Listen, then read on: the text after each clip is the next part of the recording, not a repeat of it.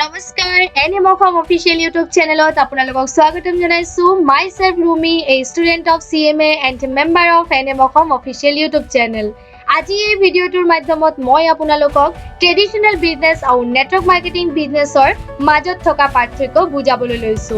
ভিডিঅ'টো মনোযোগ সহকাৰে এণ্ডলৈকে চাব। So let's start. Difference number 1, concept and idea. First of all, traditional businessত আপোনাক এটা কনসেপ্ট লাগিব যে আপুনি কিহৰ বিজনেস কৰিব। আপোনাৰ আইডিয়া থাকিব লাগিব যদি আপুনি ম্যানুফ্যাকচাৰিং বিজনেস কৰিব বিচাৰে তেন্তে কি প্ৰডাক্ট ম্যানুফ্যাকচাৰ কৰিব, কেনেকৈ আৰু কি সেল কৰিব। In traditional business most important requirement and idea. যদি আপোনাৰ আইডিয়া দম নাথাকে তেন্তে আপোনাৰ বিজনেস ফেল হৈ যাব। আপুনি হয়তো বহুত পইচাও লগালে, মানুহক কামত ৰাখিলে, বিজনেস ষ্টাৰ্ট কৰিলে, কিন্তু যদি আপোনাৰ আইডিয়া মাৰ্কেটত টিকিব নোৱাৰিলে আপোনাৰ বিজনেস টোটালি ফেল হৈ যাব। আনহাতে ডাইৰেক্ট সেলিং বিজনেস বা নেটৱৰ্ক মাৰ্কেটিং বিজনেসত আপোনাক আইডিয়াৰ চিন্তা কৰিব নালাগে, কাৰণ কোম্পানী আগৰ পৰা এষ্টাব্লিছ থাকে। কোম্পানীৰ ওচৰত এটা আইডিয়া আছে, প্ৰডাক্ট ম্যানুফ্যাকচাৰ কৰি আছে আৰু হেতু প্ৰমোটো কৰি আছে। এণ্ড এই আইডিয়াৰ থ্ৰু বহুত মানুহ সাকসেসও হৈছে। আপোনাক কেৱল আইডিয়াটোক এডপ্ট কৰিব লাগে। Difference number 2, that is capital. Idea পৃথিৱীত বহুত মানুহৰ ওচৰত আছে, কিন্তু বিজনেস ষ্টাৰ্ট কৰিবলৈ পইচা নাই, কাৰণ ট্ৰেডিশ্যনেল বিজনেসত বহুত পইচাৰ দৰকাৰ হয়। ফৰ এক্সাম্পল 1000 টকাৰ ইনকাম কৰিবৰ বাবেও লাখ টকাৰ ইনভেষ্টমেন্ট কৰিবলৈ হয়। এটা হিউজ মানি ইনভেষ্টমেন্ট নথকাৰ বাবে আইডিয়া থাকিলেও বিজনেস ষ্টাৰ্ট কৰিব নোৱাৰে। কিন্তু ডাইৰেক্ট সেলিং বা নেটৱৰ্ক মাৰ্কেটিং বিজনেসত সকলোতকৈ গুৰুত্বপূৰ্ণ কথাটো হৈছে আপোনাক 1 টকাও ইনভেষ্টমেন্ট কৰিবলৈ দৰকাৰ নহয়। আপোনাক মাত্ৰ প্ৰডাক্টৰ ইউজাৰ বনিব লাগে।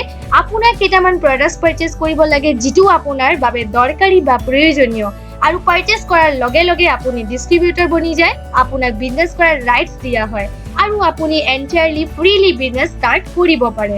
Difference number 3, that is experience. আপোনাৰ বিজনেস কৰাৰ আইডিয়া আছে, আপুনি ক্যাপিটাল ইনভেষ্টও কৰিলে, কিন্তু এক্সপেৰিয়েন্স ক'ৰ পৰা আহিব?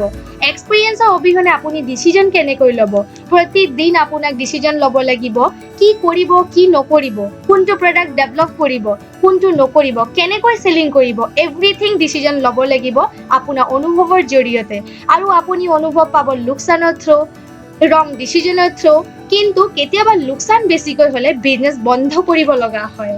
ট্ৰেডিশ্যনেল বিজনেসত সকলোতকৈ ডাঙৰ চেলেঞ্জটো হৈছে যে যিটো বিজনেসত আপোনাৰ এক্সপেৰিয়েন্স নাথাকে সেইটো বিজনেস কৰিবলৈ আপোনাৰ বাবে অসম্ভৱ।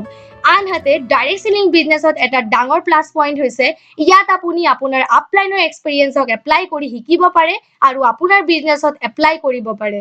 আপোনাৰ যিটো ট্ৰেইনিং সিস্টেম সেইটো কেৱল মাত্ৰ আপোনাকেই নহয়, আপোনাৰ এন্টায়াৰ টিমকো শিকায়। সেইকাৰণে ইয়াত যিটো এক্সপেৰিয়েন্স আছে, যি মাৰ্কেটৰ 1000 লাখ টকাৰ পাছত পোৱা যায়, সেইটো আপুনি ইয়াত এন্টায়াৰ টোটালি ফ্ৰী ল'ব পাৰে। Difference number 4, and that is biggest difference, fixed expenses. Traditional বিজনেসত আপোনাৰ ফিক্সড এক্সপেন্সেছ থাকে। ফৰ এক্সাম্পল ধৰি লওক আপোনাৰ 10 জন এমপ্লয়ী আছে, আপোনাৰ কাম হোক বা নহওক কিন্তু স্যালাৰি দিবই লাগিব। আপুনি যদি লোন লৈছে তেন্তে ইনষ্টলমেন্ট পে কৰিবই লাগিব। আপোনাৰ যদি অফিস বা কোম্পানী ৰেন্টত লোৱা হৈছে তেন্তে আপোনাক ৰেন্ট পে কৰিবই লাগিব। আপোনাৰ কাম, প্ৰফিট, প্ৰডাক্টস ম্যানুফ্যাকচাৰ, সেলিং হোক বা নহওক কিন্তু আপোনাক ফিক্সড এক্সপেন্সেছ কৰিব লাগিবই। কিন্তু ডাইৰেক্ট সেলিং বিজনেসৰ কথা কওঁ তেন্তে আপোনাৰ ফিক্সড এক্সপেন্সেছৰ দৰকাৰ নহয়, কাৰণ তাত আপোনাৰ না কোনো ধৰণৰ কোম্পানী বা অফিস খুলিব লাগে, না কাৰোবাক কামত ৰাখিব লাগে। ইয়াত আপোনাক ফিক্সড এক্সপেন্সেছ জিৰ' হ'লেও ইনকাম আনলিমিটেড কৰিব পাৰে। Difference number 5, that is competition. বৰ্তমান মাৰ্কেটত ইমান কম্পিটিশন হৈ পৰিছে যে বিজনেস মাৰ্কেটত টিকিব নোৱাৰে, কিন্তু ডাইৰেক্ট সেলিং বিজনেসত সকলোতকৈ ডাঙৰ বেনিফিটটো হৈছে যে ইয়াত কোনো ধৰণৰ কম্পিটিশন নাই। পৃথিৱীত ডাইৰেক্ট সেলিং বিজনেসেই একমাত্ৰ বিজনেস হয় য'ত এজন সাকসেসফুল ব্যক্তি নিজৰ সাকসেসফুলৰ ৰহস্য আনক শিকায় টোটালি ফ্ৰী অফ কষ্ট। কিন্তু ট্ৰেডিশ্যনেল বিজনেসত এজন কম্পিটিটৰ্ছ নিজৰ সফলতাৰ ৰহস্য কেতিয়াও আনক শ্বেয়াৰ নকৰে। সো ভিডিঅ'টো চাই কেনেকুৱা লাগিলে আপোনাৰ লাইক আৰু কমেন্টৰ থ্ৰু জনাব। এণ্ড নেক্সট ভিডিঅ'ৰ নটিফিকেশ্যন পাবৰ বাবে তলৰ বেল আইকনটো প্ৰেছ কৰিবলৈ নাপাহৰিব। ধন্যবাদ।